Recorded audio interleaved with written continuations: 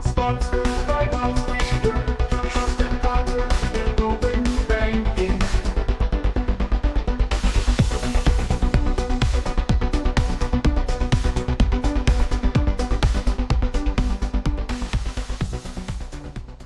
Ever feel like you're trying to manage your money, your actual finances, using like a Stone Age spreadsheet? Right, like you're sitting on a pile of financial data, but you can only see like a tiny fraction of it. Yeah, exactly. It's like Yeah. we have all this technology, but getting a clear picture of our own finances can feel impossible. Well, what if I told you there's a company out there that's basically building the financial version of like a universal translator? Okay, now you've got my attention. We're talking about a way to actually access all our financial data in one place. That's the idea. And they're not just some small startup either. This is Wealth Reader. And they're tackling a problem that affects like everyone. So no more switching between a dozen different apps just to get a basic understanding of our own money. Exactly. They're building a platform that can pull all that data together, from bank accounts to investments, loans, you name it. Okay, so how are they actually doing that? What's the secret sauce? They've developed what's called a global API. It's kind of like, imagine a universal plug that lets you connect to any financial institution in the world. Okay, for the non-techies among us, could you break that down a bit? What's so special about a global API? Sure, an API lets different software systems talk to each other, share data, and the global part means that Wealth Reader isn't limited by those, geographical restrictions of some other systems. Interesting. So it's more than just like a budgeting app. This is about fundamentally changing how we connect to our financial information. Right. Remember a few years back, all the buzz about open banking? This is like open banking on a global scale. Okay, I see where you're going with this. So Wealth Reader is really thinking long-term, building for a future where financial data flows freely and securely, which honestly sounds amazing. And it seems like they've got the leadership to match that ambition.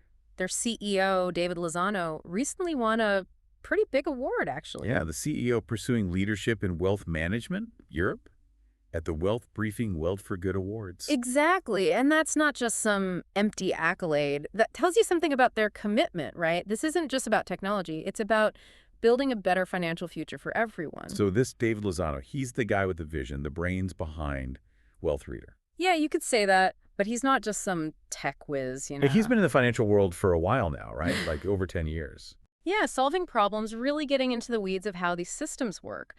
And what's interesting is he saw this whole data disconnect thing coming like way back in 2012. There's that interview, right? Where he's talking about it and everyone else is still trying to figure out how to use their new iPhones or whatever. Exactly. And it wasn't just talk either. He was already working on ways to standardize how banks communicate with each other, making it easier to share data. So he was already laying the groundwork for Wealth Reader back then, even before it was like a thing. Exactly. He knew that for a truly open financial system to work, you'd need that kind of seamless data exchange. It's like he was building those digital train tracks, knowing that one day the data would need a way to travel. Perfect analogy. And, I was reading another interview with him, and he gives some great advice to entrepreneurs, and it really struck me. Wasn't that where he was talking about, like, really understand the problem you're trying to solve, and then, like, find the right people to help you build the solution? Yes. Find a problem, validate it, build a team, stay focused. It's like such simple advice, but he lives by it. And you can see that in Wealth Reader, right? They've zeroed in on this one big problem, built a laser-focused solution. And they've got a really strong team, people with deep experience in fintech and data security. That's crucial in this space. Totally. It's easy to get distracted by all the shiny objects in the tech world, but they're playing the long game here, building something with real staying power. Which brings us to another big development that's going to shake things up in the financial world, PSD3.